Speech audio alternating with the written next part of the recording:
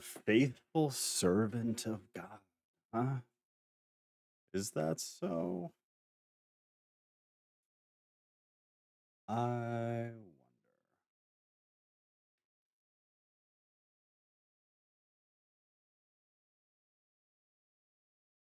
Scores wait in bitter DC cold to pay respect to Carter.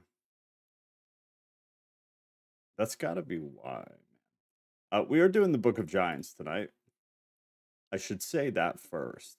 If you're with us new, catching up later or whatever, we have a Discord. There's a link to the Discord pinned in the live chat. There's also a link to the Discord in the description of every video. We do a number of live streams a week.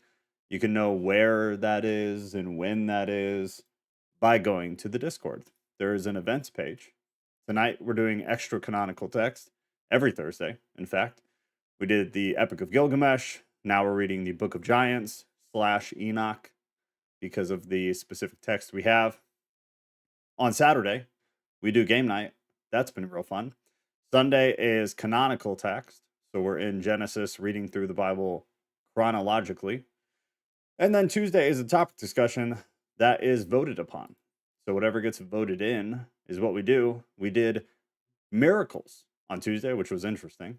And I have not posted the poll for this coming Tuesday, which I need to do tonight. So Kat, please remind me to do that. But Discord's great. Lots of smart people, lots of people who just want to learn stuff and are not satisfied with the normal routes of learning stuff within this sect of Christianity. Discord's a great place. Join the Discord. Pastora, you're so great. You're so great. It's so nice to have you back. It really is. It really, really is. It is very exciting to have you back. I'll just say that. And let me get the old X going here.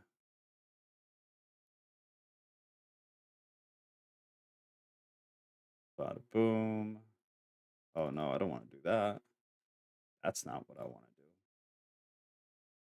That's the opposite, in fact, of what I want to do.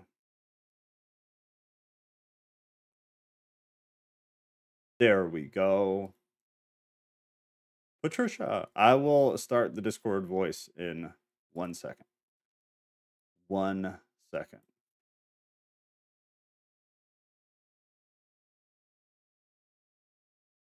Hopefully that works. All right, Discord voice.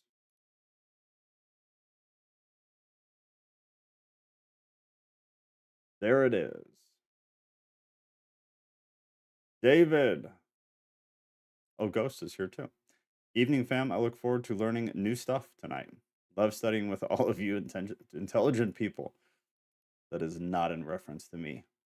I'm getting better at reading, though, which is probably good, considering what we do here. We all need to pray that my reading continues to improve beyond a 4th grade level. Oh, I don't like that.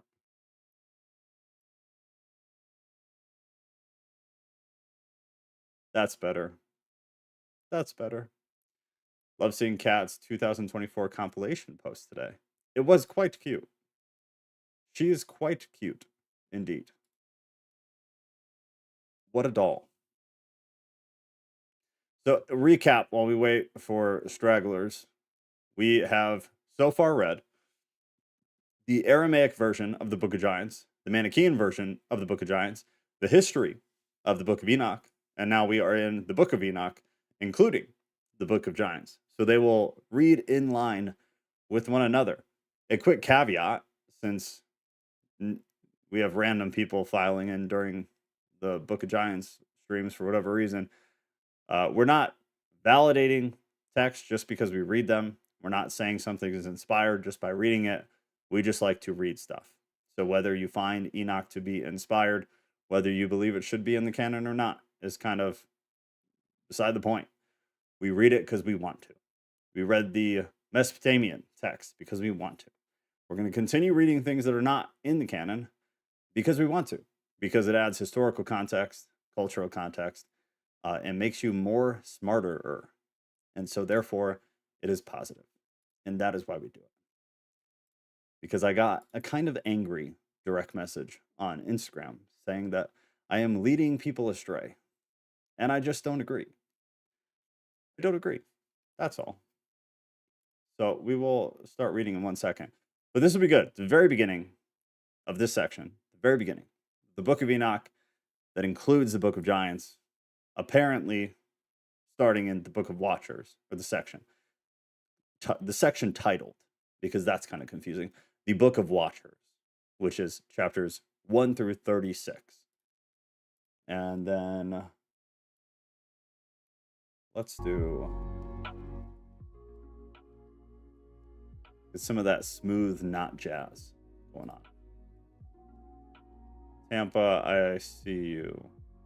All right, you should be good. I'm working while listening, so won't really be in the voice today. I don't blame you. Do your work. It's probably more important. Can't say for sure, but probably. Astray from my favorite dogma. What is that a quote from?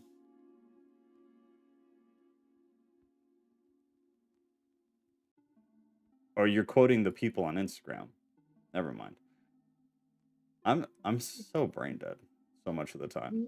I don't know why you guys come here. Not that it matters, but I Yes. don't feel you're leading me astray. Well, I appreciate that. I don't intend to. You know, everybody makes their adult decisions. I just want to present things that a lot of people don't see. And then it's your call. You know? I don't care what anybody believes. I have a hard enough time dealing with what I believe. So I don't need anybody else's belief burdens on me. Mikkel, the man, the OG. Mikkel is the OG of OGs. You lead us to the truth, no lies allowed. I don't know about that. That's dangerous. I lead you to information. What you consider to be the truth is up to y'all. And I hope you find it, because I have not. With some things. I feel like we all believe the truths that matter here together.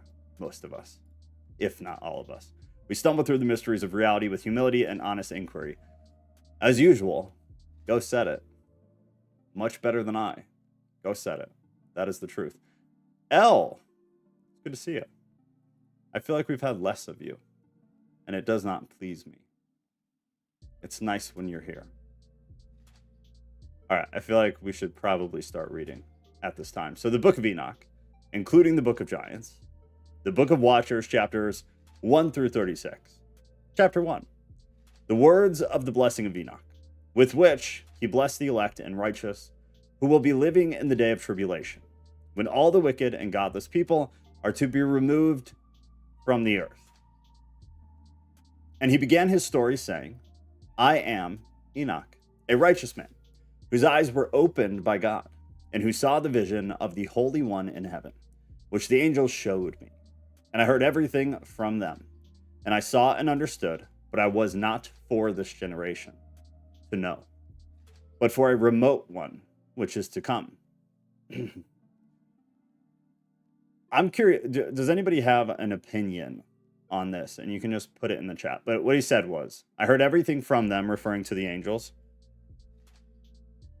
And I saw and understood, but it was not for this generation to know, but for a remote one, speaking of the generation, which is to come. What is the remote generation which is to come? Just if anybody has an opinion. Obviously, we're very early into this, but if you have any speculation. I just realized it's an allusion to Daniel. Oh, working instead of typing. Sorry, go ahead, Ghost. I don't have anything important. No worries. I said I think it's an allusion to Daniel 12. Okay. Explain more. Talking about how like you have to seal up this prophecy and the information therein. Like you can't talk about it until the end times, which is the remote generation. I think the Enoch verse is speaking about. Okay, so you think they're directly parallel? Yeah, I do. I mean, they're Okay. both apocalyptic, and they're both, I think, talking about similar stuff. So there seems to be a pattern of you're not allowed to know yet, but the people in the end will know. Right. Yeah, I think that's fair. I think that's fair. Yeah. A remote generation, Nikel says, with a chin scratching or holding inquisitive smiley face. Do you have an opinion, Mikkel? I would be curious. I think Ghosts, I think that's fair. It mirrors Daniel 12 pretty well. Or they reference the same thing. If anybody has anything else, though, I'd be interested. Verse 3. As I began my story concerning the elect, I said, the Holy Great One will come out of his dwelling. That's another question. So in Enoch, we get the term elect. A decent bit. In the canon, we don't. Other than very consolidated sections of the New Testament. And in the Old Testament too. But Old Testament aside, because Israel kind of makes it confusing. With the New Testament, the elect term is used by Paul, like in Romans, super heavy. And then kind of scattered very sporadically throughout some of the New Testament beyond that. Enoch's got a good bit of it. That's another thing just think about, or if you have an opinion, I'd definitely like to read or hear it. But the elect, is this reference to a different elect? Is it the same as what Paul talks about? There are numerous interpretations of that. And I've read both, and there's decent cases for both, that they're different and that they're speaking of the same. Jethro Elliott. Oh, I missed that. Jethro Elliott said, a day is as 1,000 years. So in the last day, which may not be long to Yahweh, is very long to us. Not a Calvinist, elect. Well, I already like you. I already like you, so I'm glad you're here. Because I agree. Because I have a bias that you seem to align with. Therefore, I like you. But it's a question that, like, you need to consider. What is the elect? Because it gets brought up a lot here. What is the elect in the New Testament? Obviously, if you are a Calvinist, unlike Jethro, because he or she is a smart individual, tongue-in-cheek. If you're Calvinist, you have a very specific view of what the elect is. So I assume Calvinists would read through that lens, and they would probably say it's referring to the same thing. The Arminian open theism end of things would probably be more open, and that's where I've seen different interpretations of what the elect is as far as Enoch is concerned. A JW elect. I like you. I'm glad you're here. This is good stuff. Anyways, verse 3 again, because I won't shut up. As I began my story concerning the elect, I said, the Holy Great One will come out of his dwelling, and the eternal God will tread on the earth, even on Mount Sinai, and appear in the strength of his might from heaven. And all shall be very afraid. The watcher shall shake, and great fear and trembling shall seize them all the way to the ends of the earth. One second. Let me get a Bible up in case we want to do anything here.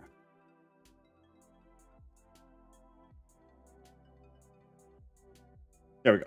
All right. Verse 6. And the high mountains shall be shaken, and the high hills shall be laid low, and shall melt like wax in the flame. And the earth shall be completely torn apart, and all that is on the earth shall be destroyed. And there shall be a judgment on all. Now we have Revelation 21:7, my favorite book in the Bible. He who overcomes will inherit all this, and I will be his God, and he will be my son. But the cowardly, the unbelieving, the vile, the murderers, the sexually immoral, those who practice magic arts, the idolaters, and all liars, their place will be in the fiery lake of burning sulfur. This is the second death. Verse 8, now back in Enoch. But with the righteous he will make peace, and will protect the elect, and mercy shall be on them. And they shall all belong to God, and they shall prosper, and they shall be blessed. And the light of God shall shine on them. Now, Revelation again, 21:23. The city does not need the sun or the moon to shine on it, for the glory of God gives it light, and the Lamb is its lamp. The nations will walk by its light, and the kings of the earth will bring their splendor into it. On no day will its gates ever be shut, for there will be no night there. Back to Enoch, verse 9. And behold, he comes with 10,000 of his holy ones, referring to saints, to execute judgment on all, and to destroy all the ungodly or wicked, and to convict all flesh of all the works of their ungodliness, which they have ungodly committed, and of all the hard things which ungodly sinners have spoken against them. Now in Jude 1:14, and Enoch also, the seventh from Adam, prophesied of these, saying, Behold, the Lord cometh with 10,000 of his saints to the number tripped me up. With 10,000 of his saints to execute judgment upon all, and to convince all that are ungodly among them of all their ungodly deeds which they have ungodly commit, and of all their hard speeches which ungodly sinners have spoken. So if you didn't catch that, Jude, and we talked about it last week, but Jude references Enoch. There are points in the canon, the Bible you have sitting somewhere probably unopened for a long time, if for no other reason than you're on like a Bible app or something. It references Enoch a number of times, several times, directly. So that's one of them. And then we have the reference right there. Chapter 2. I think the elect are those who can synchronize their thoughts and actions. Interesting. Meaning aligning their thoughts with Christ's thoughts and living by it to their best ability. So, interesting. So I have a question, if you're available. Ghost, are you available? Yeah, I'm here. Okay, so, because I was talking to somebody about this the other day. Do you think there are, because to a point, like I agree, is this something that someone can learn how to do, or is this something that is inherent to specific individuals? From your perception, obviously. I think it's both. I think that there are some individuals that are kind of predestined, or not predestined. Like, there's a certain percentage of people that are going to be naturals, no matter what the discipline is. It could be playing piano or whatever. And there are certain, and I think that's why they're called gifts of the Spirit, because it's just like something that happens without you putting in any effort. Right. And then you can hone it and refine it. But those people are meant to be like beacons for the people who do need to be taught. So like you'll have naturals at piano, and then you'll have those people can teach the people who need to be taught. So it's like a chain of authority or something. Okay, that's well put. So then do you think Christians who go through the motions, go to church, maybe read their Bible, like all the kind of stereotypical Christian things, but don't ever achieve that synchronicity with Christ, do you think that's what separates those people from salvation? Like, do you think that's a part of the salvific process that pushes you over the edge? Well, when Just you take, opinion. yeah, I mean, I'm not sure. I know that when all motions aren't equal, let's say that. So going through the motions depends on what motions we're talking about. Sure. So let's say surface level type stuff. So they do all the Christian things stereotypically, but they lack the synchronized thoughts. Maybe they do. Let's say they do the actions, because you said thoughts and actions. Say they do the actions, but there's no synchronicity with their, call it spirit, thoughts, whatever, between them and Christ. So it's all very surface level. Do you think the difference So between being saved, so to speak, and not is the synchronicity of thought? kind of. I Okay. mean, I guess I could get into gnosis territory, but like it's just a different word for it, I guess. Yeah. I mean, to a point. Yeah. I get why you said that. Okay. I was just Tying curious. together opposites seems to be kind of the fundamental thing that's happening in reality. So tying together the spirit and the physical. I don't know. I don't really know. It's just a thought I had. Yeah, no, I don't either. It's just interesting. I was having a very similar conversation with somebody recently. Okay. Chapter 2. Observe everything that takes place in the sky, how the lights do not change their orbits, and the luminaries, which are in heaven, how they all rise and set in order, each in its season or proper time, and do not transgress or defy their appointed order. Consider the earth and understand the things which take place on it from start to finish, how steadfast they are, how none of the things on the earth have changed, but all the works of God appear to you. Behold, the summer and the winter, how the whole earth is filled with water, and clouds and dew and rain lie on it. Chapter 3. Observe and see how, in the winter, all the trees seem as though they had withered and shed all their leaves, except 14 trees, which do not lose their foliage, but retain the old foliage from 2 to 3 years until the new comes. Chapter 4. And again, observe the days of summer, how the sun is above the earth, and you seek shade and shelter because of the heat of the sun, and the earth also burns with the growing heat, and so you cannot walk on the earth or on a rock because of its heat. Chapter 5. Observe how the trees are covered with green leaves and how they bear fruit. Understand, know, and recognize that he that lives forever made them this way for you. And all his works go on before him from year to year forever. And all the work and the tasks which they accomplished for him do not change, and so it is done. Consider how the sea and the rivers in like manner accomplish their course, do not change because of his commandments. But you have neither held to nor have you done the commandments of the Lord, but you have turned away and spoken proud and hard words with your unclean mouths against his greatness. O you hard-hearted, you shall find no peace. Therefore shall you curse your days, and the years of your life shall perish, and the years of your destruction shall be multiplied, and in an eternal curse you shall find no mercy. Brutal.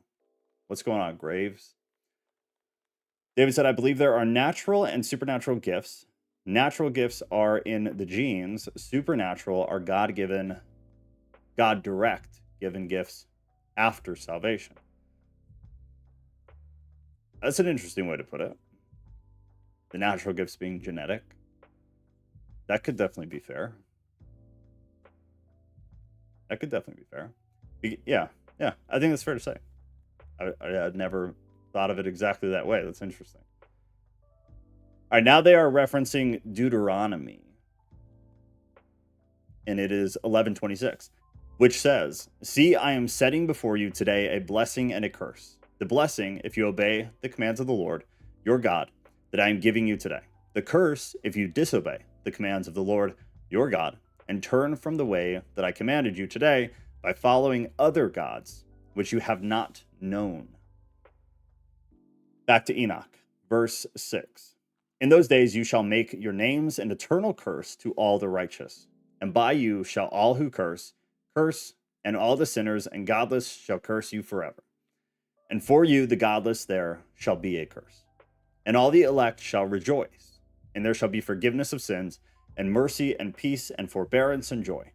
There shall be salvation for them, and a good light. And for all of you sinners, there shall be no salvation. But on you all shall abide a curse. But for the elect, there shall be a light and joy and peace, and they shall inherit the earth. And then wisdom shall be given to the elect, and they shall all live and never again sin, either through forgetfulness or through pride. But those who are given wisdom shall be humble. That's an interesting statement. I'm going to read it again. It's verse 9. It said, and then wisdom shall be given to the elect, and they shall all live and never again sin, either through forgetfulness or through pride. But those who are given wisdom shall be humble.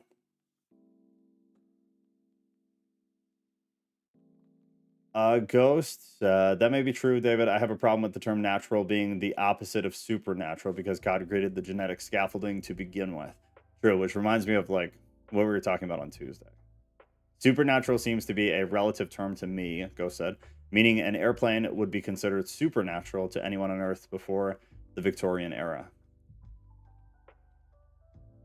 Yeah, so what would the better way of saying it be? Because from what I gather from what he's saying is like you're born with certain gifts and abilities that other people are not, and they're born with different gifts and abilities. And this is, say, post learning about Christianity or God or anything. So you just inherently have these gifts. And then supernatural, but replace that term with spiritual or something to that effect, that are God-given, like at the point of salvation. at the point of the pulling back of the veil for the individual and realizing, like, oh, there's a I lot more could try to to this. distinguish it a little bit. Yeah, what do you think? All right, I would say like spiritual gifts would be like a kid who finds out that he's really good at math. And a physical gift would be like a kid who finds out he's really good at doing skateboard tricks. So like spiritual and mental, I see as synonyms. So I know a lot of people would disagree with that, but that's how I distinguish natural from supernatural. I think everything's natural, and I think people call supernatural things that they don't understand. Right. Okay. Yeah. So all gifts would be spiritual in the sense that it's our brain that kind of bestows that gift. The people who are terrible have terrible coordination. They have different brains than the people who have amazing coordination. There's some type of connection that is different if you did a scan or whatever. Right. Right. Yeah, that's fair. So it's spiritual has a hidden component to it where there's something hidden, but that doesn't mean it can't be studied. Right. Right. Of course. I don't want to get too far into the weeds. No, but that was good. That was a good explanation of it. Sure. That was very simple and made sense. David responded. David said, the more a natural gift is practiced, the more refined the gift becomes. The closer a Christian walks with God, the more refined the supernatural gift becomes, or the spiritual, or a term meaning what we know is being said. Yeah, I mean, that's definitely true. That's definitely true. Not my email. What? Oh, I must have missed something. The more a natural gift is practiced, the more refined the gift becomes. I don't know. It's an interesting topic that maybe is for another day, but the difference between like the gifts that you're inherently born with, whether you ever find religion or God or not, people have different abilities and whatnot. We would obviously default that, like Ghost was kind of saying, like, this is all God-made stuff. So whether you're a Christian or whatever, like these are God-made regardless. So it is still his doing. But I don't know. I don't know if there's like a delineation there of I don't know, inherent gifts versus gifts at the salvific threshold. If it amplifies the gifts you already had, or if you're given new gifts, that'd be an interesting, deeper conversation. Natural gifts come through Adam. Supernatural come directly from God. Adam being like genetic, I assume you mean. I mean, didn't Adam come directly from God though, or maybe not? I don't know. Right, like that's kind of what I want to get into at a later date. Is like, is this another case of infinite regression, or no matter what, we end up at the God card, or I think we're destined to just fall into infinite regression on every topic. you really do. It's same with it's the same with everything, dude. Philosophy, theology, everything just infinitely regresses from a specific perspective, I guess. Like from our perspective, it infinitely regresses.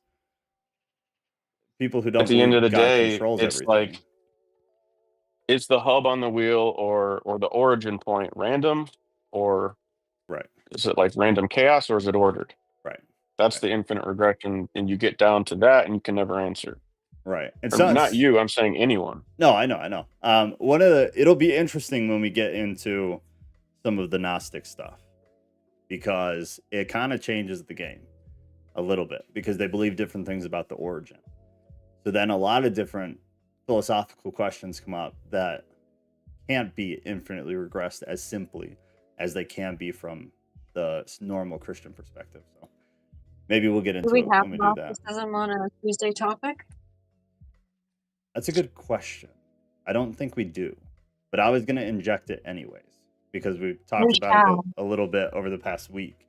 Either something Gnostic broad. Actually, that's what it's got to be, because I don't want to confuse people. Because I really want us to go into like Marcion, because that's been brought up a few times and was being talked about a lot months ago, and I just never did anything with it. But we need to have kind of like a basis of Gnosticism and Gnostic thought first. So maybe I'll put it on the poll, but it'll just be like Gnosticism 101. Intro to Gnosticism. Yeah, intro to Gnosticism. But it's interesting. And then it'll, even conversations like this later, even if we don't buy into that ideology, everyone will at least have a little bit broader of a scope of like, well, what if we did? What would it change? And it changes quite a bit. So that'll be interesting. All right. We were on. I seem to have a memory of us talking about that last year. Gnosticism. So we did, because I know what you're talking about. We did, and then we started to get into it, and I didn't have it put together well at all. And so we just kind of abandoned it. And we were going to come back to it, and then okay. we never did. Yeah. Yeah, so we'll do it soon. I'll put it on there, so if you guys all vote for it, then we'll do it. But either way, I think it'll be good to broaden some of the conversations we're otherwise having. Been coming up a lot lately, so It has, yeah. It has.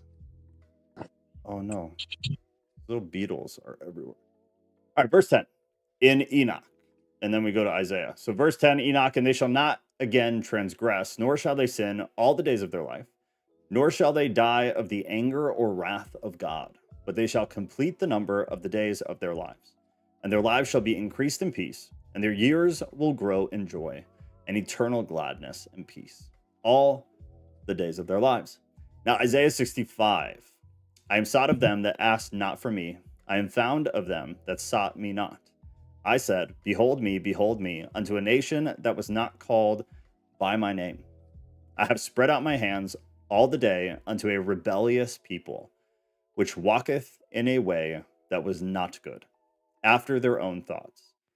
A people that provoketh me to anger continually to my face, that sacrificeth in the garden, and burneth incense upon altars of brick, which remain among the graves, and lodge in the monuments, which eat swine's flesh, and broth of abominable things in their vessels, which say, stand by thyself, come not near to me, for I am holier than thou. These are a smoke in my nose, a fire that burneth all the day. Behold, it is written before me, I will not keep silence, but will recompense, even recompense into their bosom. Your iniquities and the iniquities of your fathers together, saith the Lord, which have burned incense upon the upon the mountains, and blaspheme me unto the hills. Therefore will I measure their former work into their bosom. Thus saith the Lord, as the new wine is found in the cluster, and one saith, destroy it not, for a blessing is in it. So will I do for my servant's sake, that I may not destroy them all. And I will bring forth a seed out of Jacob, and out of Judah, an inheritor of my mountains, and mine elect shall inherit it, and my servants shall dwell there. Now, Enoch chapter 6, verse 1. And it came to pass when the children of men had multiplied, that in those days, were born to them beautiful and fair daughters. Now, Genesis 6:1, and I hope it's clear like why they're tying these back and forth together. Genesis 6:1, and it came to pass when men began to multiply on the face of the earth, and daughters were born unto them, that the sons of God saw the daughters of men, that they were fair, and they took them wives of all which they chose. And the Lord said, my spirit shall not always strive with man, for that he also is flesh, yet his days shall be 120 years.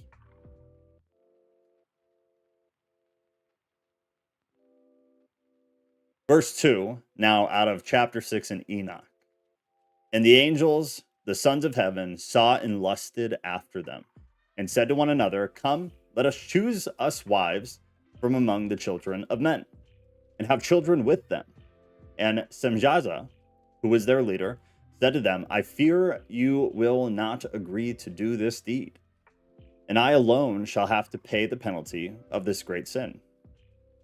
And they all answered him and said, let us all swear an oath. Sorry, 1 second.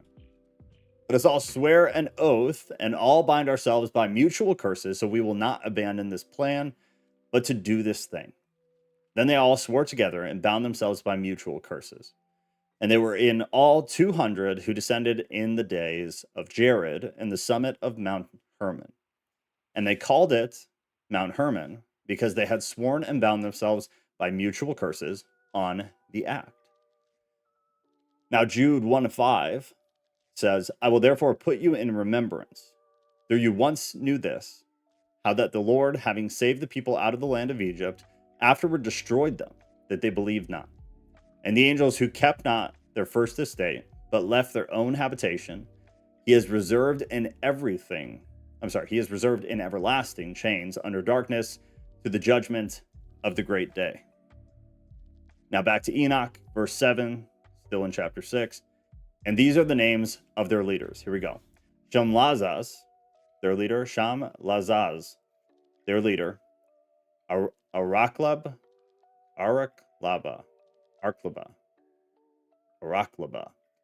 Ramiel, Kokablel, Hamlel, Ramlel, Danel, Ezekiel, Baraquija, I don't know. Baraqijal.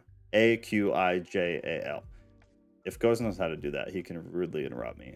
Barakiel. Barakiel. Is it Barakiel? Yeah, it has something to do with lightning or electricity. Barakiel. Okay. Thank He was you. probably teaching them like Tesla kind of stuff. Do you remember? Is that what he was doing? I can't remember off the top, but that's Okay. what Barak means in Hebrew. Barakiel. Okay, awesome. Thank you. Author's note here. Samlazaz. Am I saying that one right then? Do you know that one? Samlazaza? I can't see the screen. It's Shemyaza. No, different one. Here, I'll put it in the chat. Shoot. Oh shoot, that wasn't it. There. All right, it's in there now. Samlazaz.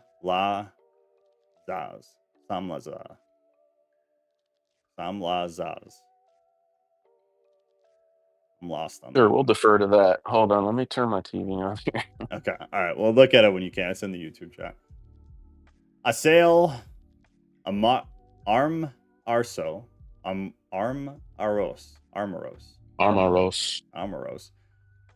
Laterel, Ananel, Zakiel, Samsapil, can't be right.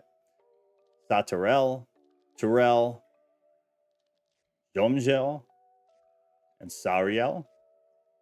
Oh, close, maybe.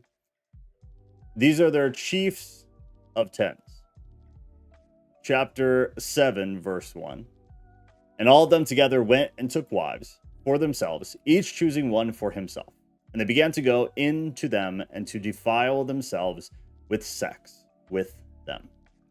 Now, Genesis 5:32.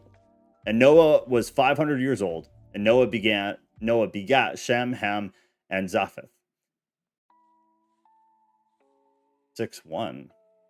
They jumping? Hold on. Okay.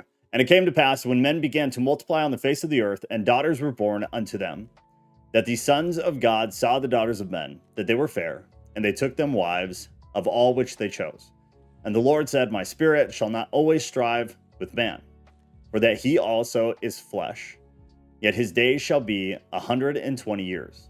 There were giants in the earth in those days, and also after that, when the sons of God came unto the daughters of men, and they bare children to them, the same became mighty men which were of old, men of renown. And God saw that the wickedness of man was great in the earth, and that every imagination of the thoughts of his heart was only evil continually. And it repented the Lord that he had made man on this earth, and it grieved him at his heart. Back to Enoch 7:2. And the angels taught them charms and spells and the cutting of roots, and made them acquainted with plants. And the women became pregnant, and they bare large giants, whose height was 3,000 cubits. They knew the secrets of missing text. Sin was great in the earth, missing text, and they killed many, missing text. They begat giants, missing text. Reminder, I guess. They're going to incorporate what we've already read, the fragments of the Book of Giants, into Enoch now. So we're going to have little sections repeatedly of which we already read, kind of placed in here where they line in parallel. This is out of Jubilee 7. Because of these three things came the flood on earth, namely the fornication with the watchers committed against the law of their ordinances, when they went whoring after the daughters of men, and took themselves wives of all they chose, and they made the beginning of uncleanliness.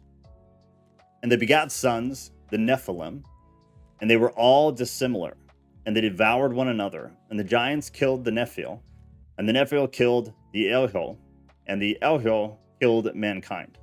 And one man killed one another. Everyone committed himself to crime and injustice, and to the shed of much blood. And the earth was filled with sin. After this, they sinned against the beasts and the birds, and all that moved and walked on the earth. And much blood was shed on the earth. And men continually desire only what was useless and evil.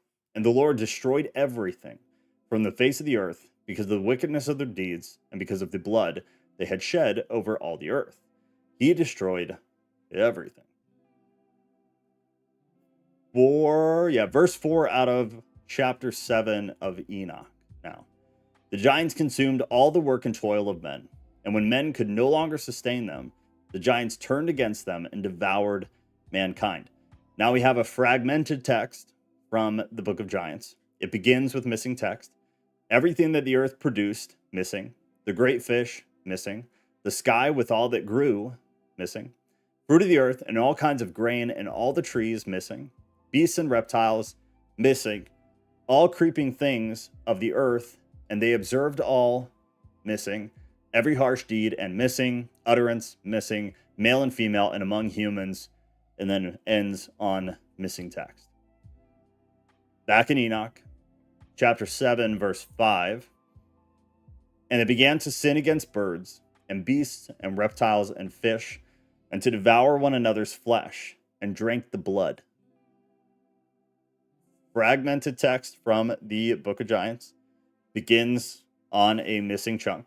200 donkeys, 200 asses, 200 blank, rams of the flock, 200 goats, 200 missing, beasts of the field from every animal, from every bird, missing text, for miscegenation, inbreeding of people. Miscegenation. Miscegenation? Is that inbreeding? Yeah, mixing and stuff. Forbidden mixtures. Sorry.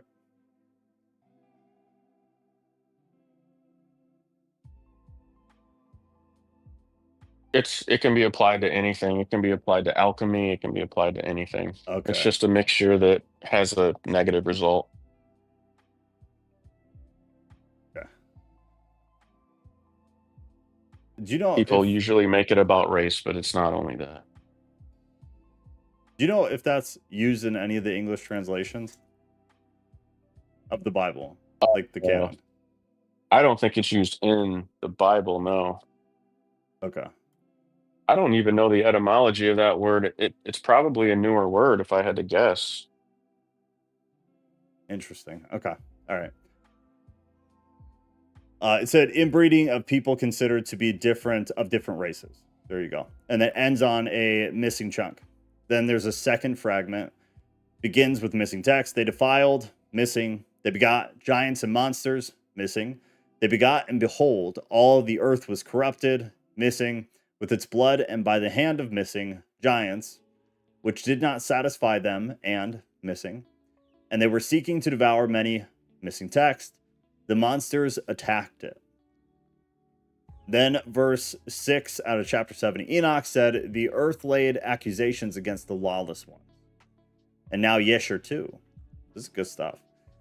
For in those days the sons of men began to trespass against God and to go contrary to the commandments which he had given Adam, to be prolific and reproduce in the earth. And some of the sons of men caused their wives to drink a mixture that would render them unable to conceive, in order that they might retain their figures and their beautiful appearance might not fade. And when the sons of men caused some of their wives to drink, Zia drank with them. And the childbearing woman appeared abominable in the sight of their husbands, and they treated them as widows, while their husbands lived with those unable to conceive, and those women they were attached. Now Genesis 4:8. Yeah, alchemy, because I feel like I've seen that word in in context of like sorcery before, but I could totally be misremembering. That's why I asked. I'll have to It's look. very possible. Okay. It applies to all kinds of like occult practice. Oh, okay. All right, then yeah, maybe. It was like nagging at the back of my head. Genesis 4:8. Now, and Cain talked with Abel his brother, and it came to pass when they were in the field that Cain rose up against Abel his brother and slew him. And the Lord said to Cain, "Where is Abel your brother?" And he said, "I know not. Am I my brother's keeper?" And he said, "What have you done? The voice of your brother's blood cries out to me from the ground. And now you are cursed from the earth, which has opened her mouth to receive your brother's blood from your hand. When you tillest the ground, it shall not henceforth yield unto you her strength. A fugitive and a vagabond shall you be in the earth." Now, chapter 8 of Enoch, verse 1 Sorry, and 2. did I mishear that? Did Which- he say that that he forced him to drink his brother's blood? You did mishear that. Yeah. No. What did it say? Sorry. So it's when he talks about the curse from the earth, which has opened, he's talking about the earth, has opened up the ground, has opened up her mouth to receive the blood of your brother by your hand because he killed him. It's Old English. They use the KJV for Genesis. And I'm doing the best I can to translate. Okay. Yeah, I'm trying to translate it as I read it, but some of the Old English comes through. All right, chapter 8, 1 and 2, Enoch now. And Azazel taught men to make swords and knives and shields and breastplates, and taught them about metals of the earth and the art of working them, and bracelets and ornaments, and the use of antimony. Ghost, what does antimony mean? I don't. Makeup. Oh, that's right. That's right.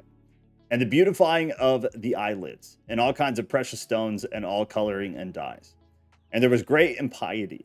They turned away from God and committed fornication, and they were led astray and became corrupt in their ways. Now, Matthew 5:19. Anyone who breaks one of the least of these commandments and teaches others to do the same will be called least in the kingdom of heaven. But whoever practices and teaches these commands will be called great in the kingdom of heaven. Back in Enoch, verse 3, out of where we at? Chapter 8. Semyaza taught the casting of spells, the root cutting, Armoros taught counter spells, which is release of spells. Barakel taught astrology. Kokabel taught the constellations or portents. Ezekiel, is that Ezekiel? Ghost, is that pronounced the same as Ezekiel? Do you know? I've always heard people say Ezekiel, yeah. Okay. Ezekiel, the knowledge of the clouds. You know, Arakiel, go ahead. these names aren't really important because they didn't have vowels. So like we can understand their like the name with what they taught. That's more important than trying to pronounce it because we don't know how it's pronounced. Right. I just want to have a consistent way to say it since we're going to be reading it out loud. But yeah, I agree. I'm sure. Oh, sure, yeah. I'm sure the English doesn't even make sense for what it originally was. It's Geese, Ethiopic. What's Geese? Is that one of the names, the original of it? Explain more, Jethro. Ezekiel, the knowledge of the clouds. Arakiel, the signs of the earth. Shamsiel, the signs of the sun. And Sariel, the course of the moon. And as men perished, they cried, and their cry went up to heaven. Jethro said the Ethiopic language, it was translated one. Yeah, but which name is what I'm curious about. The one you gave, which is that the Ethiopic version of? I'd like to connect the dot in my head if I could. And thanks for putting it there. Now, Yesher 4, and their judges and rulers went to the daughters of men and took their wives by force from their husbands according to their choice. And the sons of men in those days took from the cattle of the earth, the beasts of the field, and the fowls of the air, and taught the mixture of animals in one species with the other, in order therewith to provoke the Lord. And God saw the whole earth, and it was corrupt. For all flesh had corrupted in its ways on earth, all men and all animals. And the Lord said, There's an implication in that. Go ahead. Why would the Lord be angry with mixing of forbidden genetics like animals and humans? It implies that there's a through line for Christ. Like there has to be a genetic line that leads to Christ, and they were provoking the Lord by trying to destroy the potential for that line to even exist, and that's why it had to be reset. That's my opinion. Do you think it's all Christ-centric? That the command to not mix the breed or mix the species, I guess, is all centered around the okay. Interesting. Yeah, I mean, I think so.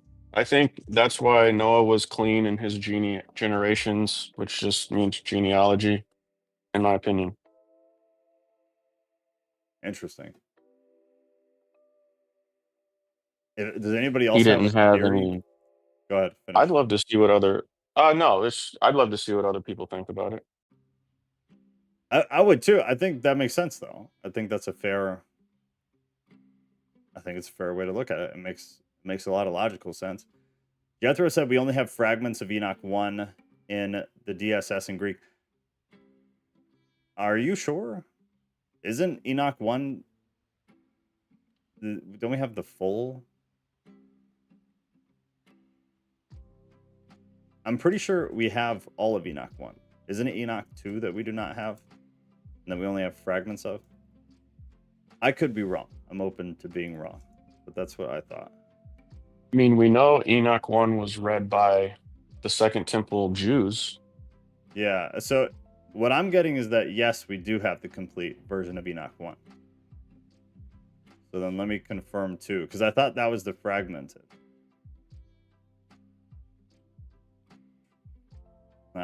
This is saying we have all of 2, though, too. Coptic fragments of the book have also been identified.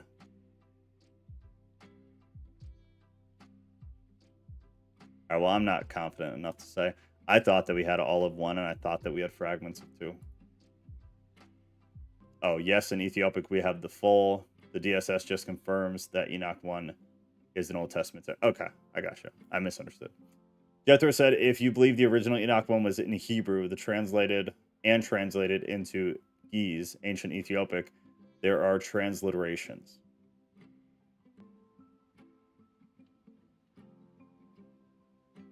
I mean, I do, personally. I don't know how anybody else feels, though. B. Lee. They were showing that they could create their own people like God. That's not. So is he saying that it was Hebrew and then it was translated into Ge'ez? He's saying if that's what you believe, then these are transliterations. Because there's argument. From what I understand. Well, everything's a transliteration, isn't it? Right. But I think so. As far as names. And I'm not sure if he's trying to get at more but I assume, because there's like a scholarship disagreement about whether this was, if I'm remembering correctly, about whether this was originally in Hebrew.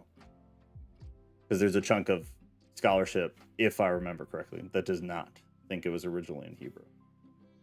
Well, let's just play it out. If it wasn't in Hebrew, that would mean all the Second Temple Jews who read it knew how to read Ge'ez. Which is a problematic theory. Right. So we know they read it. So it had to have been in a language that they knew at that time during the Second Temple period, of, like 400 years before Christ. And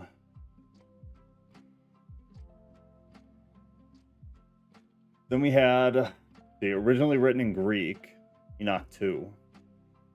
But the only surviving complete text is the Slavonic.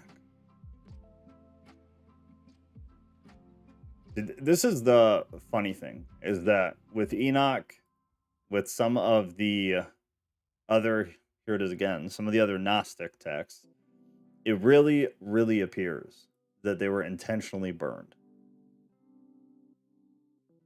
Because they seem to be in enough supply for people to write somewhat extensively about some of them.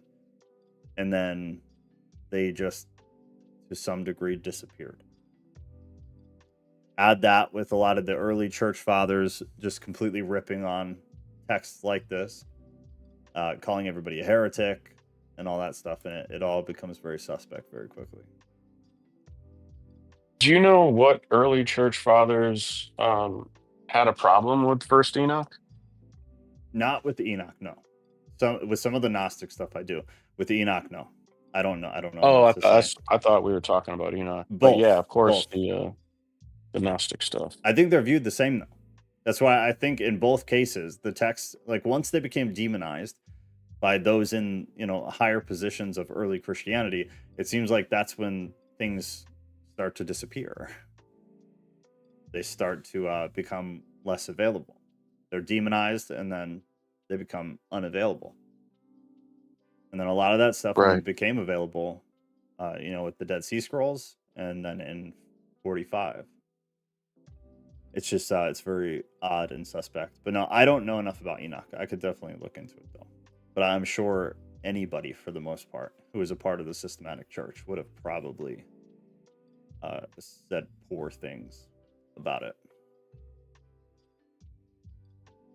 Really, or perhaps they were genetically modified human specimens. In a sense, I suppose. Okay, we stopped right before 19. Right? Yeah, because Ghost was talking about how the command to not mix, his theory, which makes a lot of sense, would be to keep the line pure for Jesus. So 19. And the Lord said, I will blot out man that I created from the face of the earth, yea, from man to the birds of the air, together with cattle and beasts that are in the field, for I repent that I made them. And all the men who walked in the ways of the Lord died in those days, before the Lord brought the evil on man, which he had declared, for this was from the Lord, that they should not see the evil which the Lord spoke of concerning the sons of man. Now, chapter 9, back in Enoch. And then Michael, Uriel, Raphael, Gabriel looked down from heaven and saw much blood being shed on the earth, and all lawlessness being done on the earth. And they said to each other, let the cries from the destruction of earth ascend up to the gates of heaven. And now to you, the holy ones of heaven, the souls of men make their petition, saying, bring our cause before the Most High. And they said to the Lord of the ages, Lord of lords, God of God, King of kings, and God of the ages, the throne of your glory endures through the generations of the ages. And your name, holy and glorious, be blessed to all the ages.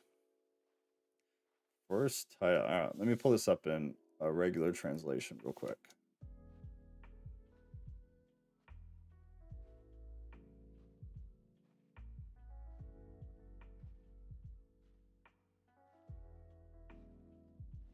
Bye.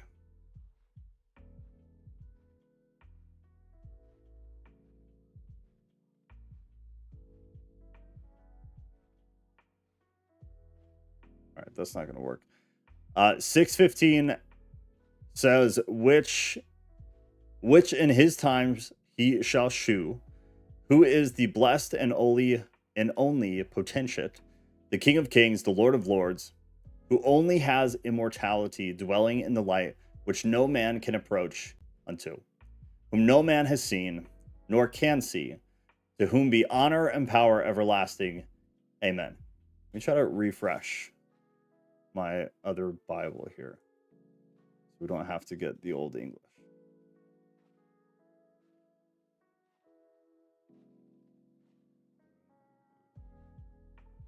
Should be good. Verse 5 now, back in Enoch. Tenacious Thorn Leon has arrived. You have made all things, and you have power over all things, and all things are revealed and open in your sight. And you see all things, and nothing can hide itself from you. Look at what Azazel has done, who has taught all unrighteousness on earth and revealed the eternal secrets which were made and kept in heaven, which men were striving to learn. And Semjaza, who taught spells, to whom you gave authority to rule over his associates. And they have gone to the daughters of men on the earth and have had sex with the women and have defiled themselves and revealed to them all kinds of sin. Genesis 6:4, there were giants in the earth in those days, and also after that, when the sons of God came in unto women, when the sons of God came unto the daughters of men, and they bore children to them, the same became mighty men, which were of old, men of renown. Back to Enoch, verse 9, and the women have borne giants, and the whole earth has thereby been filled with blood and unrighteousness. Now the book of giants, fragments, super fragmented. So it starts with fragment, the word flesh, fragment, all, fragment, monsters. Fragment will be missing text. They would arise, missing, lacking in true knowledge, missing, because, missing, more missing. The earth grew corrupt, missing text, mighty, missing. They were considering, missing text, from the angels upon, missing text. In the end, it will perish and die, missing text. They caused great corruption in the earth, missing. This did not suffice to, missing. They will be, and then we're missing the ending of that as well. Genesis 6:5. And God saw that the wickedness of man was great in the earth, and that every imagination of the thoughts of his heart was only evil continually. And it repented the Lord that he had made man on earth, and it grieved him at his heart. Now, back in Enoch, verse 10. And now, behold, the souls of those who have died are crying out and making their petition to the gates of heaven. And their lament has ascended and cannot cease because of the lawless deeds which are done on the earth. And you know all things before they come to pass, and you see these things, and you have permitted them, and say nothing to us about these things. What are we to do with them about these things? Has anyone seen the Watchers on Netflix? Hey, Rodriguez. No, I didn't know that was a thing.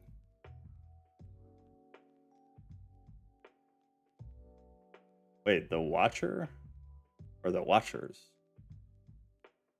I see the Watcher, but that is probably not what you're talking about.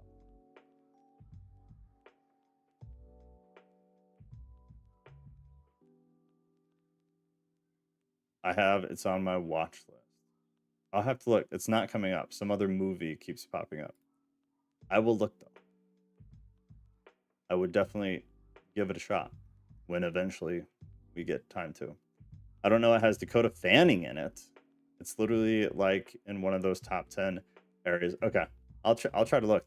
I had a crush on Dakota Fanning when I was a young boy, because she was in that Alien movie with Tom Cruise. I don't even know how old I was, but I do remember that. Chapter 10. No, Revelation.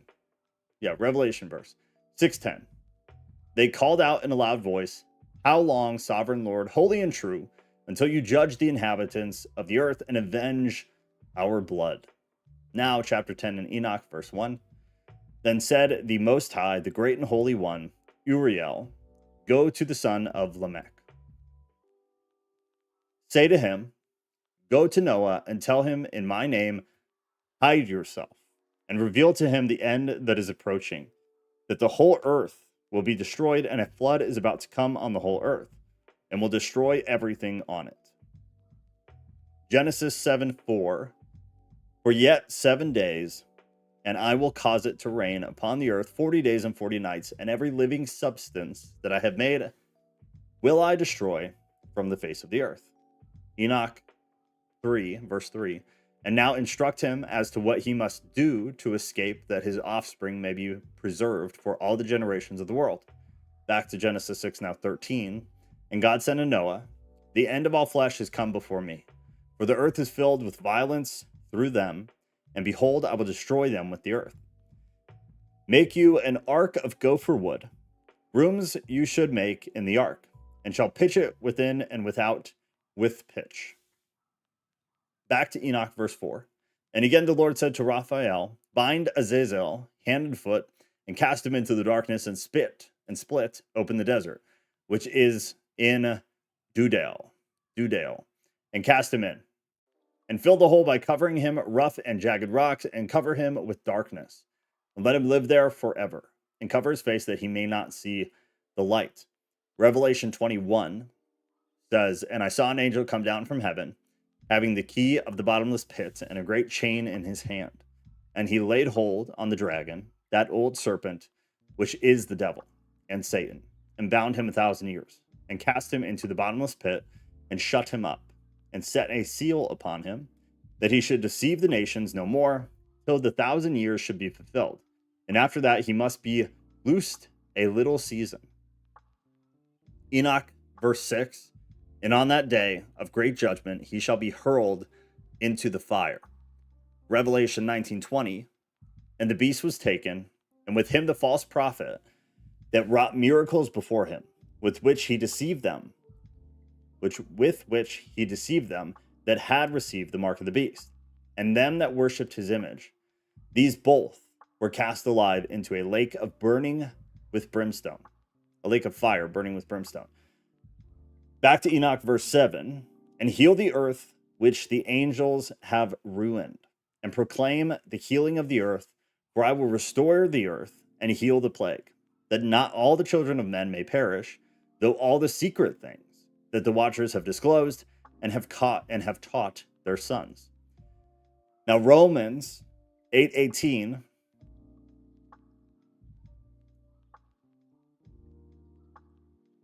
I wish they gave me the whole, okay, 21.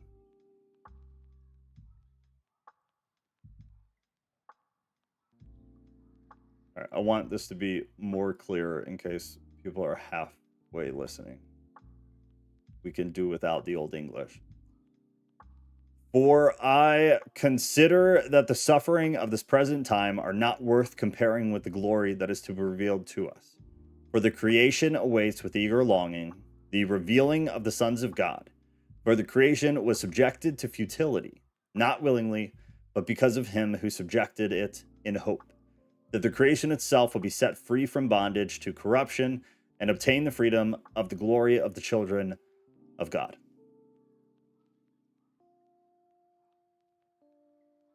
All right, Enoch 8, verse 8.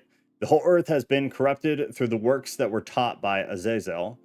To him ascribe all sin, in all caps. Verse 9, still Enoch. Who Gabriel said the Lord, proceed against the bastards and the reprobates, and against the children of fornication, and destroy the children of fornication and the children of the watchers. Cause them to go against one another, that they may destroy each other in battle, shorten their days. Genesis 6:7. And the Lord said, I will destroy man, whom I have created from the face of the earth, both man and beast, and the creeping things, and the fowls in the air, for it repents me that I have made them. But Noah found grace in the eyes of the Lord. Enoch, verse 10, no request that the watchers, their fathers, make of you shall be granted them on their behalf. For they hope to live an eternal life, and that each of them will live 500 years. And the Lord said to Michael, go, bind Semjaza and his team who have associated with women and have defiled themselves in their uncleanness. When their sons have slain one another, and they have seen the destruction of their beloved ones, bind them fast for 70 generations under the hills of the earth, until the day of the consummation of their judgment, until the eternal judgment is accomplished. There's a note from the author. 70 generations of 500 years equals 35,000 years. Then we are... Was fire and brimstone articulated in Old Testament? No. No. Not even remotely close to what the Christian side of things has. Jews did not have heaven and hell like we have them. Like at all. There's some gymnastics you can do if you're trying to make it make sense. But there's no comparison from Old Testament to New. I want to breeze through a bit of the rest of this because I got to go here shortly. This is now verse 13 out of Enoch. In those days they shall be led off to the abyss of fire and to the torment and the prison in which they shall be confined forever. Then Semjaza shall be burnt up with the condemned, and they will be destroyed, having been bound together with them to the end of all generations. Now, this is a fragment from the Book of Giants. It says, and he answered, I am a giant, and by the mighty strength of my arm and my own great strength, I can defeat any one mortal, and I have made war against them. But I am not strong enough for our heavenly opponents, or to be able to stand against them. For my opponents, missing text, reside in heaven, and they dwell in the holy places, and not on the earth, and they are stronger than I. And then we're missing some text. The time of the wild beast has come, and the wild man calls me. Then Ohia said to him, I have been forced to have a dream, and the sleep of my eyes vanished in order to let me see a vision. Now I know that Gilgamesh, our future, rests. Now I know that on Gilgamesh, our future rests. Back to Enoch, verse 10. Destroy all the spirits of lust and the children of the watchers, because they have wronged mankind. Destroy all wrong from the face of the earth, and let every evil work come to an end, and let the earth be planted with righteousness. The plant of righteousness and truth appear, and it shall prove a blessing. The work of righteousness and truth shall be planted in truth and joy for everyone. Genesis 6:7, and the Lord said, I will destroy man whom I have created from the face of the earth, both man and beast, and the creeping thing, and the fowls of the air, for I repent that I have made them. Now, verse 17 out of Enoch says, and then shall all the righteous survive, and shall live until they beget thousands of children. And all the days of their youth and their old age shall they complete in peace. Genesis 8:22. While the earth remains, seed time and harvest, cold and heat, summer and winter, and day and night shall not stop. Genesis 9:1. And God blessed Noah and his sons and said to them, be fruitful and multiply, replenish the earth.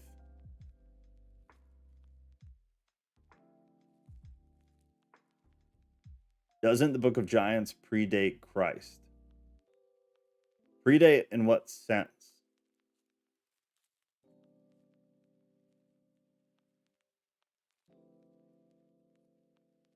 Like, was it written before Christ? Written about before Christ, or literally written in history before Christ? No, like, who put pen to paper? You know, like, when was it written down? It was before, wasn't it? Yeah, that's what I said last I checked. Oh, okay. Okay, yeah. Yeah, Enoch, the Book of Giants, I mean, all of this Hebrew stuff for the most part.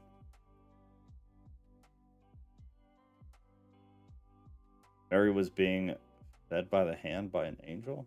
If Jews had such different views of heaven and hell, why wasn't that passed on to Christian religion? Well, Jews didn't have it, is kind of why. They didn't have like a, I mean, ask a Jew what they believe about heaven and hell. They'll tell you we don't. So it's not like they had a system in place and Christians were like, no, that's wrong. This is what it is. It's more like Jews didn't have anything and Christians just developed it. If we're talking like hypothetically, the assumption is obviously that these things always existed. And for whatever reason, the Hebrews just didn't understand it. That's a whole conversation in of itself.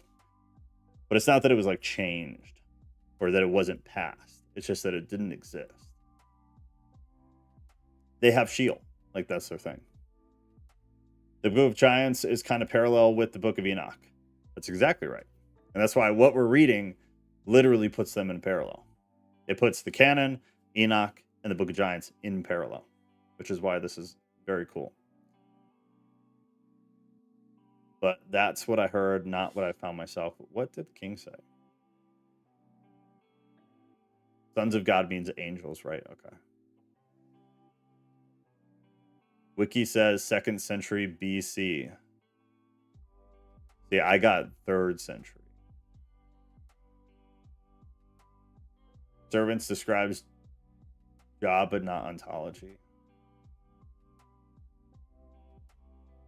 I think angel is our title in the next level. Ooh.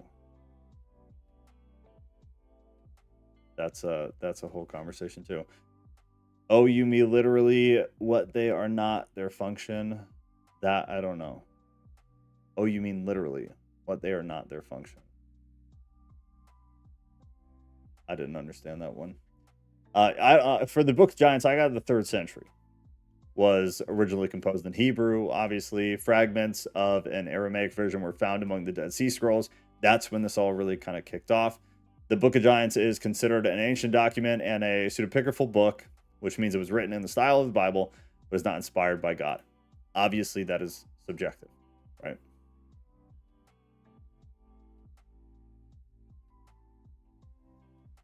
Okay, let me see where we're at real quick. Okay, it's Fragment City ahead. So let me rush through this and then I gotta roll. And then the God bless Noah. Yeah, okay. 18 out of Enoch.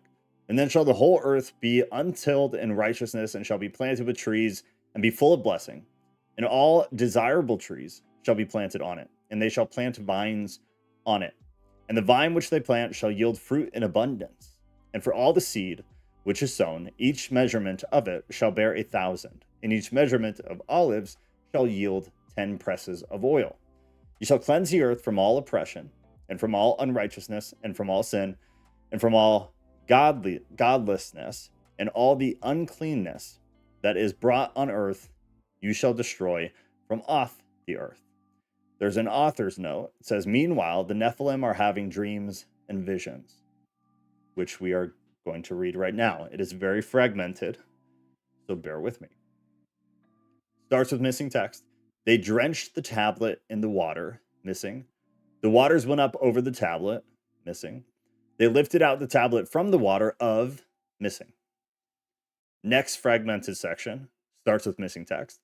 The vision is for cursing and sorrow. I am the one who confessed, missing.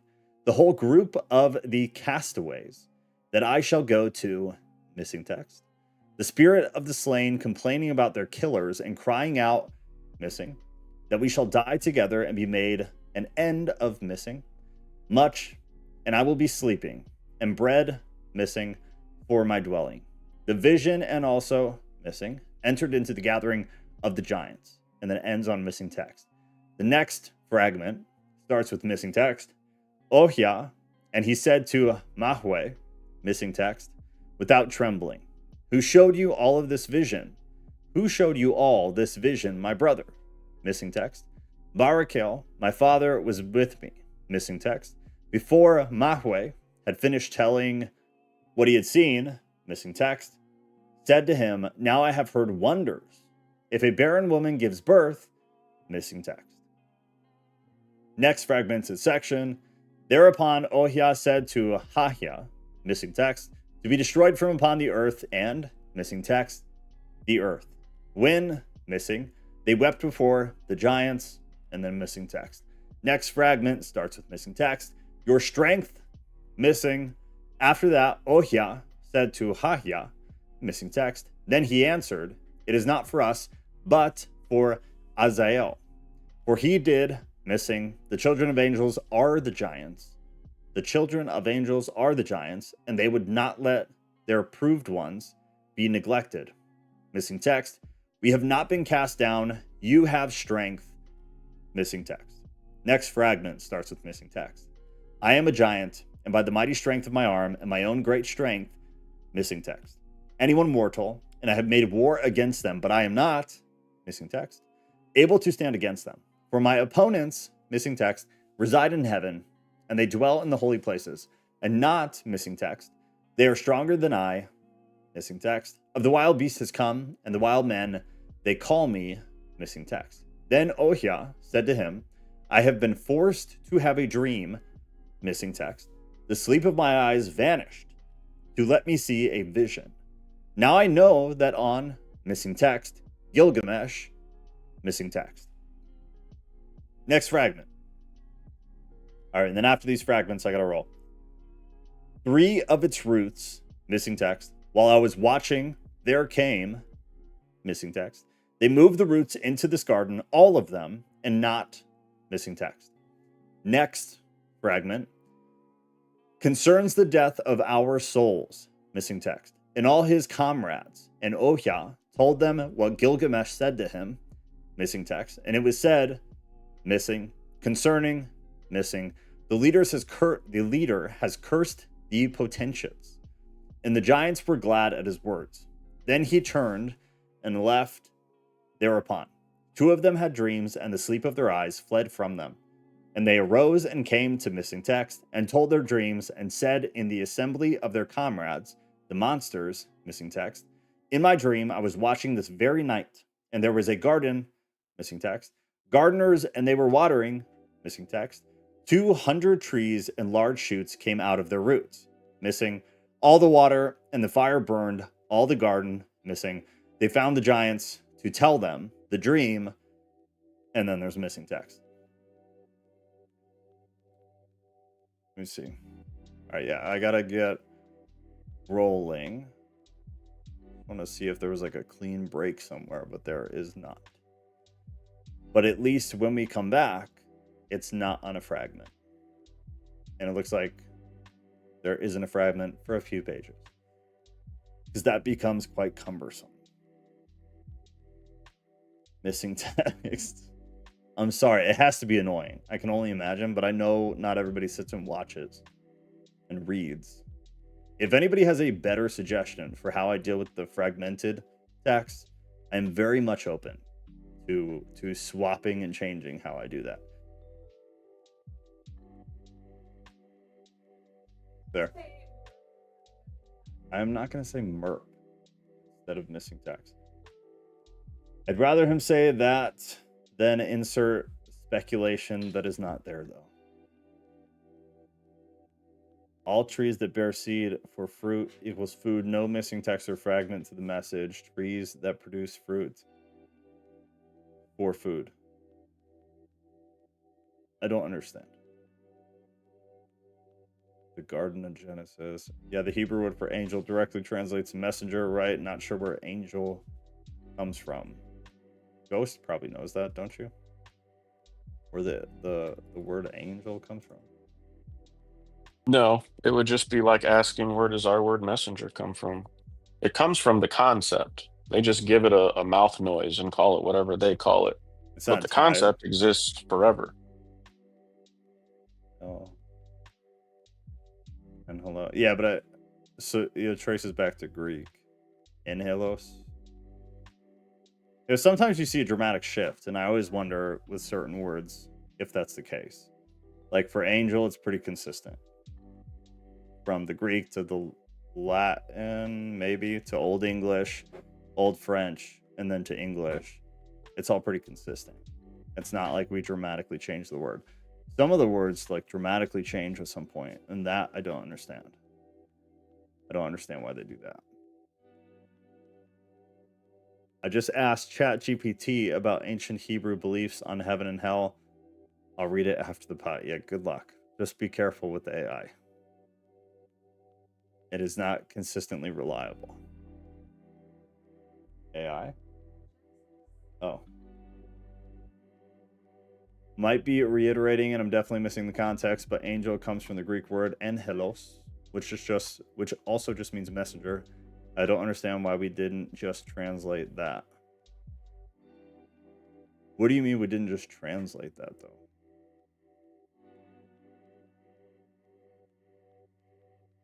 I think he means, why don't we just say messenger instead of angel? I think it was marketing, honestly. That's always been how I've seen that. I think every language borrows words from other languages. Like we say deja vu, we don't have like an English word for that.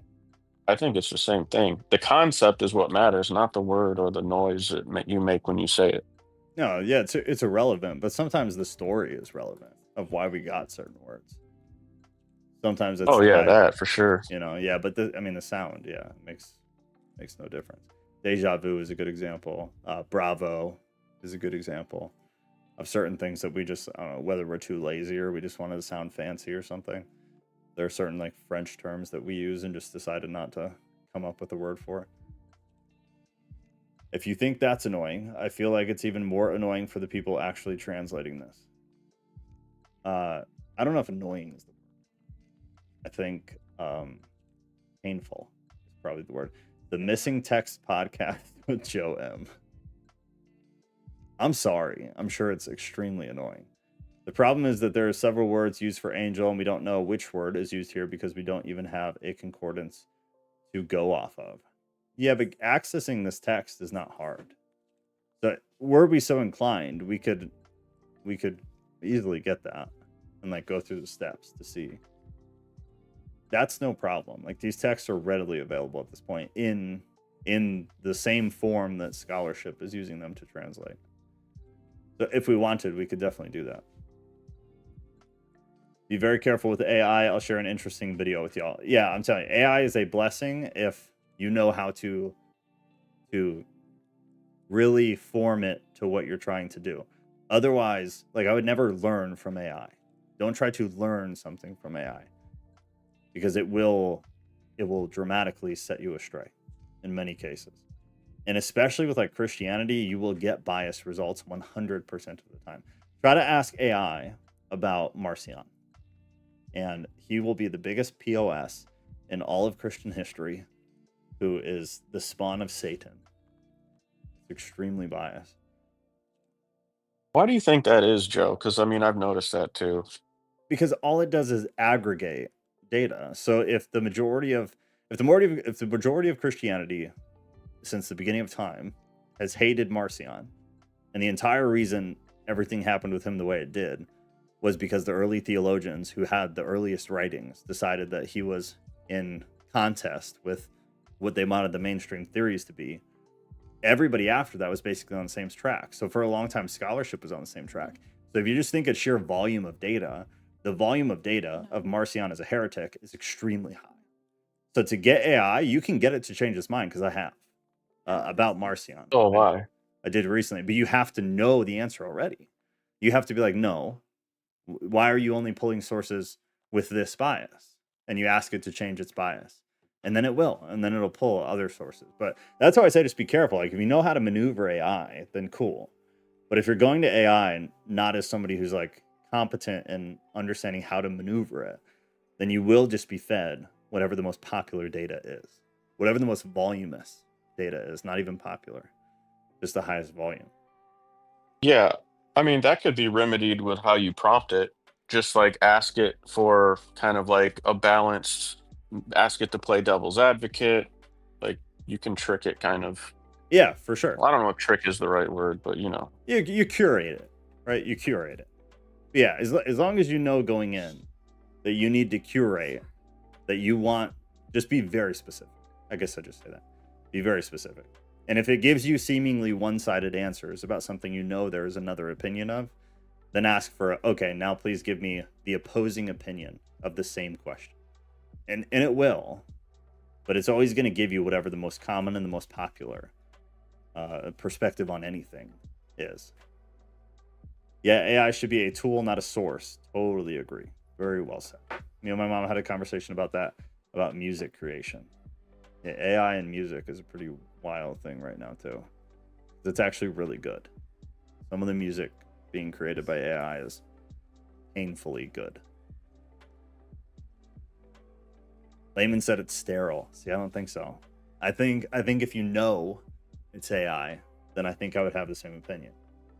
But I think if you don't know, I think some of it's pretty rich. It's pretty good. I think the sterile nature of it is because we know there's no personality behind it. There's no spirit in it. But I think if you don't know, it's hard to tell. I could definitely be tricked. I agree. It's very sad. It is very sad.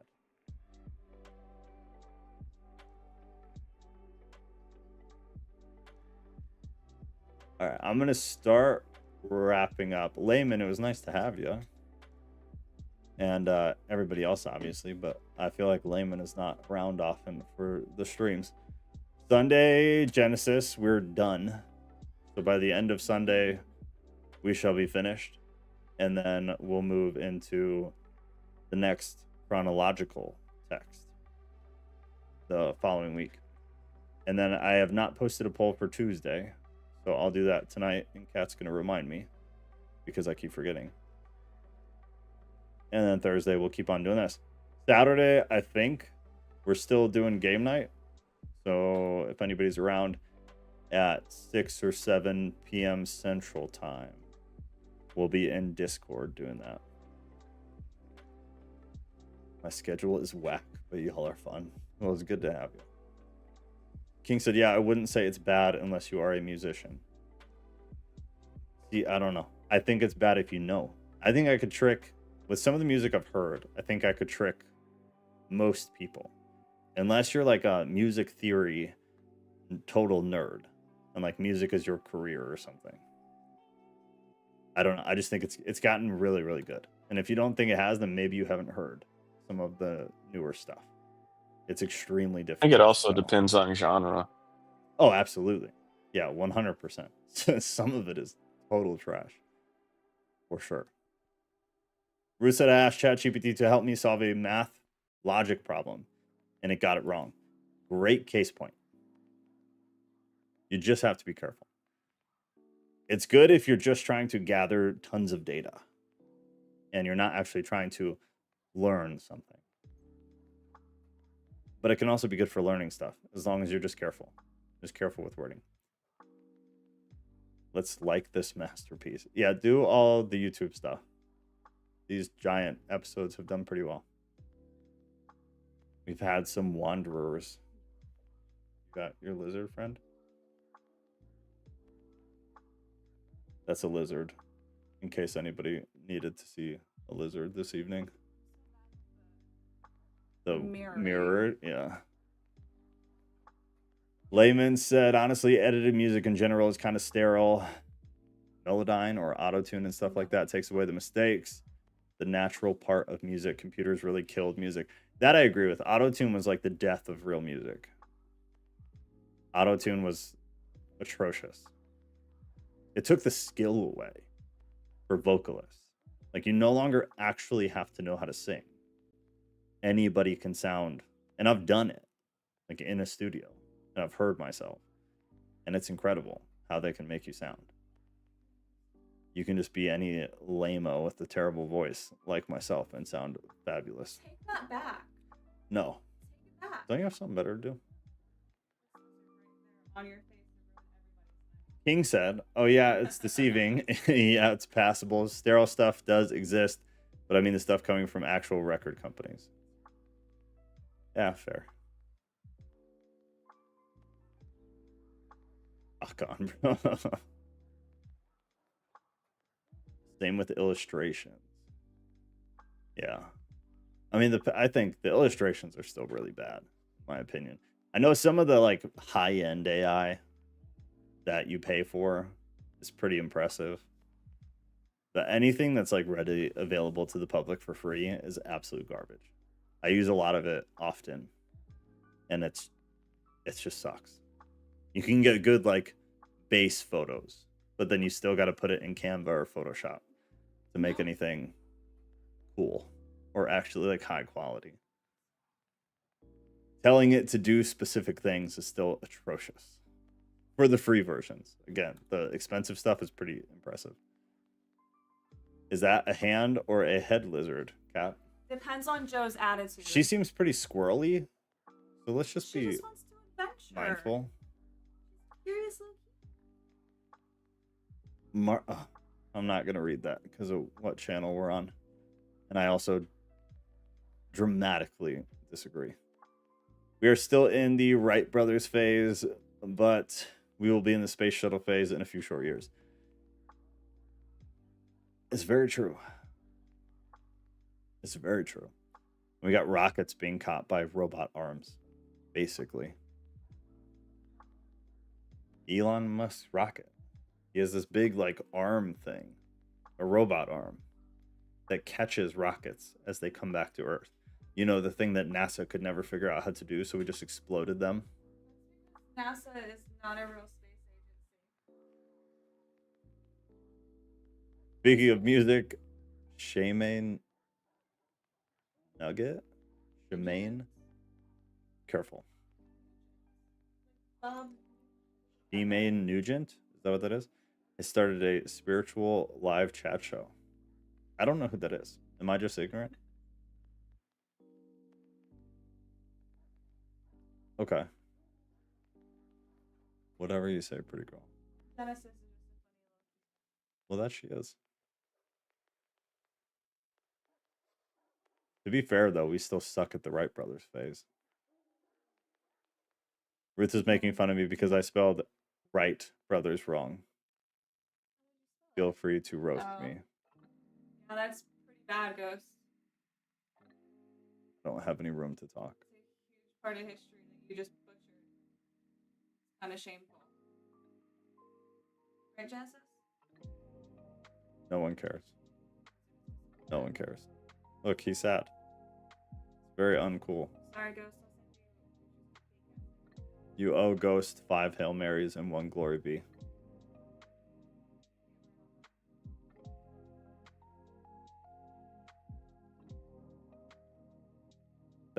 I see what you did there, David.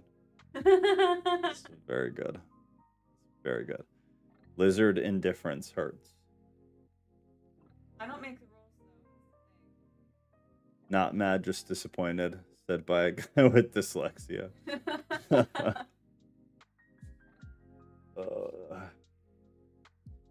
Wright and Wright brothers. Right next time. Jesus, that was rough. Yeah, I knew it. Ted Nugent. Okay. That's what I said. No, caught I a know bug, you though. did, but yeah, you did, right? Stranglehold, free for all, cat scratch figure. Okay, no, we're with you now. We're with you now. So he started what? A spiritual live chat show? Very interesting. Bob Saget. Oh,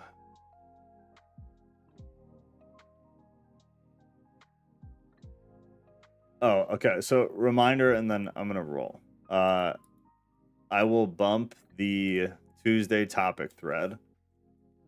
So if we have anything we want added before I put the poll up, add it like right now. I added something recently. I think maybe what is sin? I think. I added a few recently. But I will put on the poll for sure what has been coming up lately with Gnosticism, and it would just be like a Gnostics 101. Like, what is it? Because it's similar.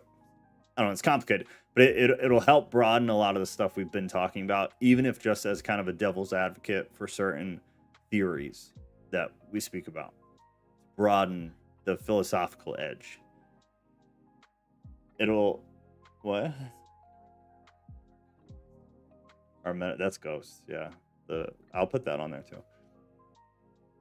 The Gnosis thing is a good like foundation to add, especially because I do want to start going into some of the early Christian history stuff, because I am gonna start doing videos on a lot of that stuff right now, like regular videos. So maybe it's just because I'm in that mental zone. I have a lot of philosophical gripes with Gnosticism. That's interesting. Yeah, we'll definitely talk about that. I have more philosophical gripes with Christianity than I do with Gnosticism. Also misspelled. Are you kidding me, woman? God help me. I will add the metaphors as divine language. I will add the Gnostics 101. Why are you here? Anyways, So by the sorry. way. Why are you here? To give her enrichment, which she clearly just had. Oh, okay. And then I will add who was Now let's save Marcion for after the Gnostic thing. All right, whatever. Anything else you guys want to add to the Tuesday thing? I'm just going to randomly pick, but other than the two that I just said. Kat needs to have her own Discord title, Snake Mom. Like her own role. That's a good point. Maybe I will do that. To get on my TikTok and stuff, you guys. Squeak, squeak, squeak, lizard. Okay. And then he was alive in 1st century. Who? Who was alive in the 1st century? King said, same, but that's mostly because I don't know what Gnosticism is. Fair enough. Fair enough. I think it's an important thing to at least like very, very simply understand. It's a very complex, deep thing. But if you understand the very simple, just the 101, then when you get into some of the early Christian history, there is no way to actually grasp what was going on unless you understand Gnosticism. Because they were like in absolute parallel to one another. And the reason, I'll just save it, but it's really important. They understand kind of both. So I will put that on there. And I'll keep it as super stupid simple as possible. It's very interesting stuff. Gnosticism is super broad like paganism. Need to be sure to talk about the different types. See, that's the thing, is it's not. Like that's what it became. That's not, from everything I understand, and I'm relatively confident. And I don't say that often. I'm not confident often. But Gnosticism was a very, for the most part, simple, specific thing. It became very broad. And in my opinion, based on everything I know, is that it became that way because of what the early church did. Because the early church demonized it. So any text that was in misalignment with what they were teaching became a quote-unquote Gnostic text, which then broadened Gnosticism, and then broadened it more, and then broadened it more.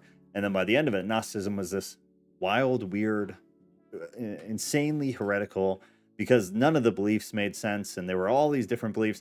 But from actually going like to the point of origin, Gnosticism was relatively specific. There were certain things they agreed with Christianity about. There were certain things they saw differently. And it was pretty clear. It was pretty clear. Like any belief system, there was variation for sure. But compared to Christianity, Gnosticism at its origin was 1,000 times simpler than what Christianity is today. Christianity today is way more broad than Gnosticism was then, in my opinion. Bruce said, Joe, read the comment I left before the one you just read. The comment you left? I can't remember if we talked about the subject of being naturally healed by God or not. Does it still happen today, or are faith healers full of... Shoot. I think I added that, didn't I? Oh, maybe I just lumped it into miracles. Because wouldn't that be the same thing? Wouldn't that be technically a miracle? I don't know how much deeper we could go into that. You tell me, though. If you want it in, I'll definitely put it back in. King said, oh, trust me, when I start looking into it, I'm going to probably hyperfixate on it for a while. Very true to what? Clutch Films? The Gnosticism thing? If you grasp what's going on in Numbers 16:2, you will understand Genesis 6. I will also take a look at that. King said, no, so Gnosticism is the trash can of all things heretical. That's what it sounds like as far as it's become. That's a great way to put it. Yes. Gnosticism was, in my opinion, was directly competing with the early Christian church. Before it was called the Christian church, to be clear, there was no like, this is the official Christian church. There was just a bunch of people who believed in the stories that were being told about Christ. And then people grouped together, right? And then some of the stories slightly changed. And then later on, we get these texts and whatnot. But in the beginning, before any of that, no text, no nothing. There was just groups of Christians who would talk about stuff and believe stuff.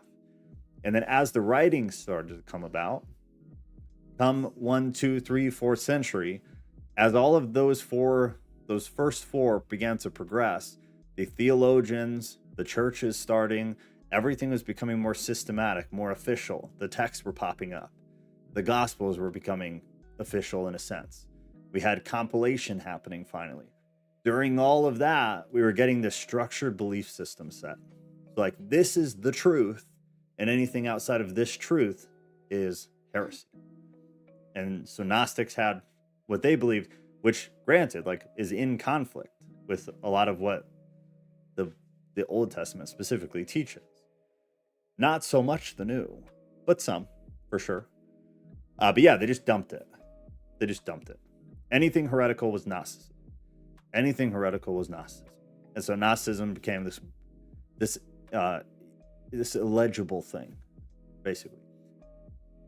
Layman said, no, Ghost said, so concepts like Sophia's mistake, the demiurge, that's a whole nother thing. Yes. It's a whole nother thing. But yes. Layman said, yeah, it was junking Judaism for Christianity, but got really wacky because it wasn't grounded properly, so it sprouted roots wherever it possibly could. Maybe it's just the way you wrote that I'm not jiving with all the way. Clutch Film said Gnosticism has profound understanding similar to Sufis. A lot.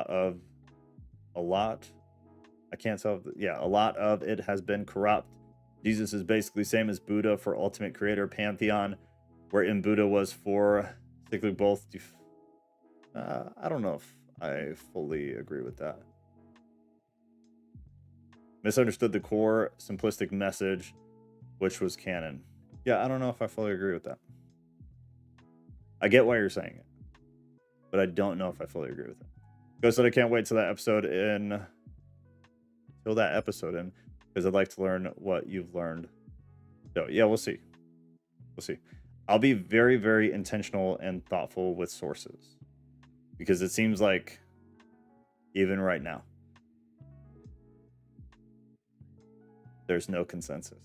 So I'll be wildly specific and have sources for everything, so that we can get into why I say the things I say.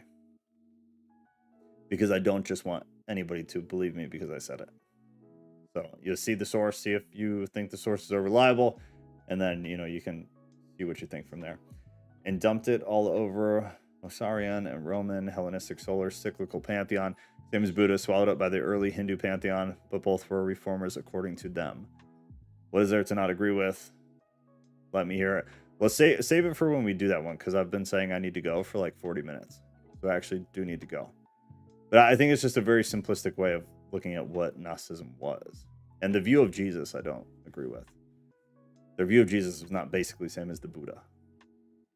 I would not say. At all. At all, really. It really is. Well, hey, more power to you. I just don't agree. Have a great night, friend. Have a great night. It's not simple at all. But I respect your opinion, truly.